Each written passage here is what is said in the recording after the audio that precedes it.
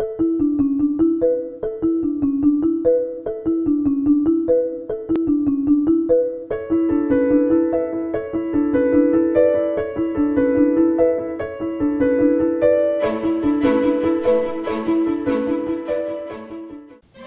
Dressler Strickland, wishing you and your family the very best for this holiday season and for the coming year. Felicidades!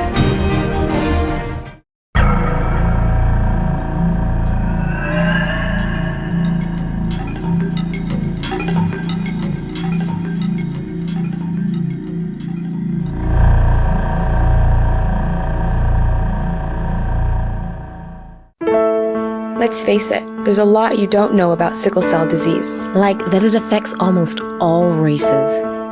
Like that it affects millions. That it can be unbearable. That it's the most common genetic blood disease in the country. But awareness and understanding are still far too uncommon. Let's face it, there's a lot you don't know about sickle cell disease. And that's a disease too. Call the 211 info line to learn more.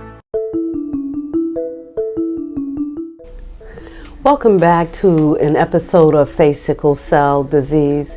We are interviewing today and having a conversation with Miss Kimberly Syphrett, and we're beginning to talk about living your retirement. And we left off talking about some real key things that Kimberly encountered as a young child coming of age. I want to start off, Kimberly, talking about what happened after high school, after you had time off from school and dealing with pain crises and still excelling in school. What happened after high school? What happened after high school? Well, there was never a chance to really turn it down. For me, I was always running the sprint. I just wanted to know when I could get up again.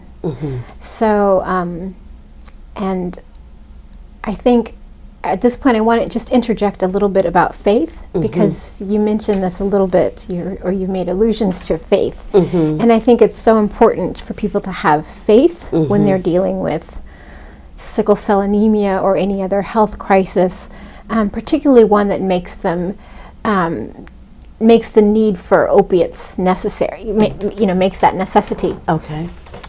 Because I don't think that you come out on the other side of dealing with narcotics or opiates without faith. Okay. I think there's something in your soul that is deprived when you're on that kind of medication. Yes. And it was after high school that I was sort of allowed to take these medications because I was having worser crises. At that point, I was having aplastic crises, which is when the bone marrow shuts down, stops producing red blood cells. So at that point, I had to be hospitalized. So with that, I understood that I felt that time was moving faster. Like I had only so much more time. If my body was now doing this new thing, I only had so much more time to get things done. And that so much more time was really so little time. Yes. So at that point, I started making some choices about how I was going to live life. And what were those choices? Well, there was no college fund, as for so many, college is very expensive, and for me, the idea was that, I would become a secretary or do something like that required, little investment, because how much do you invest again in the runt of the litter? And I'm not saying this to be disparaging of my parents in any way. I think it's just a reality. Like, where are we going to invest, and what is she really going to need? She's going to need health care and time, and so how do we get her going? So I think they wanted me to get administrative skills, so they thought maybe at best a business degree. But I thought I wanted my life to mean something, and I had been thinking about that since I was 9 years old. Like, you're supposed to make your life mean something. Right. And so there were certain things that I started to understand early. Like, I didn't want to have children because I wanted my children to have constancy.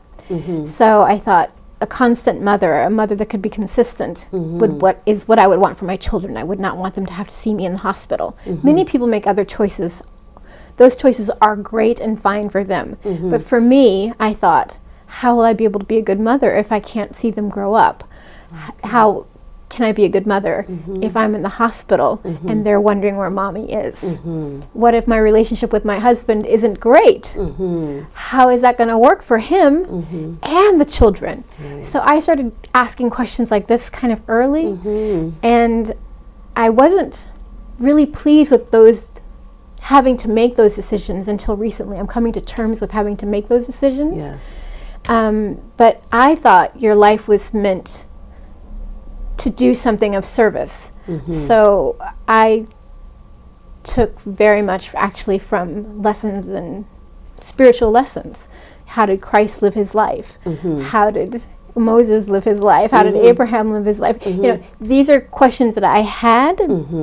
Buddha, Krishna. I wanted to know anything that I could about how you live a life worth living. You know, Mother Teresa, you know, later Nelson Mandela. He was really, you know, he was in my life when I was still coming out of high school. Stephen Biko, people like this who are making a difference in the lives of others and the quality of life of others. So these were my questions. So at some point I went to Atlanta, Georgia, and started getting training in leadership. I took leadership classes. And apparently the projects that I was creating out of these leadership classes were getting some attention. And at some point someone tapped on my shoulder and said, "Excuse me, young lady, would you come this way? And I'd like you to add 2 additional states to your project, and I'd like you to contact a former member of the presidential administration." And I must have sort of looked at him like, me, or not even like me, but maybe like, "Are you crazy? Like, who are you? I don't know what's going on right now." One of these kind of conversations. He says, "Oh, I'm so sorry." He says, "I'm the director of conflict resolution for the southeastern United States, and I work at the Carter Center." And at that point I realized, oh, there is something that I've been doing all along that was leading me to this moment. He says, "Did you know that what you're doing has a name?" I said, "No." He said, "It's called conflict resolution." And I said, "Ah." And so he said, "Come with me." And so that project became one of my first very big projects. And I can say the result of that project is that 5 United States presidents signed on to a major domestic program for youth. And Oprah Winfrey and Colin Powell became the voice pieces for that project. So that was one.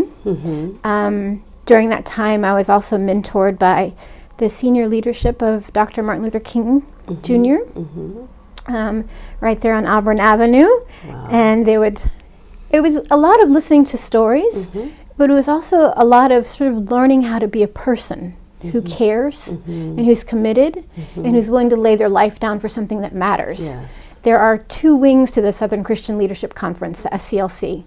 And it's Joseph Lowery who founded it with Dr. King. And Joseph Lowery, we know as the man who gave the benediction for Barack Obama's first inauguration. And Joseph Lowery was leading the SCLC at the time that I was there. And the SCLC has 2 wings. It has the men's wing, and it has the women's wing. And it was there that I was able to discover that women were really making the difference in the civil rights movement in a way that no one was quite aware of.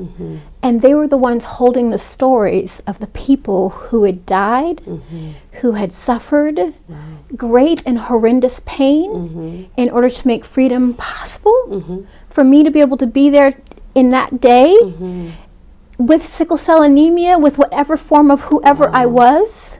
Awesome. And what I understood most, I think, from sickle cell anemia, if you speak to many sickle cell patients, they'll tell you one thing that they don't want other people to experience, one thing they wouldn't wish on their worst enemy, is the pain that you experience from sickle cell anemia. Absolutely. So pain I understood. Compassion had been developed. I think that is one of the blessings of sickle cell anemia, is to develop compassion. And so these were the people that were sharing their stories, sharing their lives, not only opening their offices, but opening their arms to me and helping me to mature as a person. And I literally never had to apply for a job. I just kept getting asked to do things. So the next thing, I was tapped by the senior leadership of the Harvard negotiation program to do conflict resolution in another model. And I didn't have a Harvard degree. I didn't have a degree yet, because I was still waiting for the chance to be able to fully fund my own degree from whatever college would. And what did you end up doing in terms of your education? I ended up ultimately, I ended up working with children in post-war zones. That was my focus. I felt most for. I understood children in pain. I understood trauma. I understood that it can come in a moment. And I understood that it doesn't go away easily. And that no amount of anything other than love and real dedication will ever make a difference. So for my life, I decided that I wanted to work with youth who were in post-war zones, and I understood that youth that were in those zones were going to be the future terrorists of the future. But if only they had love. Wow, that is awesome. So one thing led to another. I see. That's a phenomenal story, and I know there's so much more to this, to you, in sharing what you have. But we're going to have to wrap up, and I would love to have you come back and do another session on some of the things that you really had your hands on beyond, and I think you shared a lot already, but I know there's more that you can share with us today. One question I would like to ask before we close, and that is, in light of all of what you have experienced, from the 9-year-old diagnosis of having sickle cell disease to this current time, what would you say to some young people out there who are living with sickle cell disease? Live. Kim, I thank you so much for being on this episode of Face Sickle Cell. Again, I am Virginia Patiller. I serve as the Executive Director for Citizens for Quality Sickle Cell Care. We are located in 2 offices, one located in New Britain, Connecticut. The other is located in Hartford. Our phone number, if you should want to get in touch with us, is area code 860-223-7222. We also have a website, and our website address is www.cqscc.org. Today you have been listening to Face Sickle Cell. We thank you for your participation, and we hope you'll join us again. Have a good day.